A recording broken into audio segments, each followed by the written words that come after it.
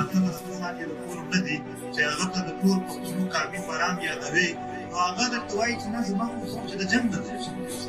یو ځل زموږ د جنګ نه لرې شو، مردان هم لرې نه دی، باجوړ هم لرې نه دی.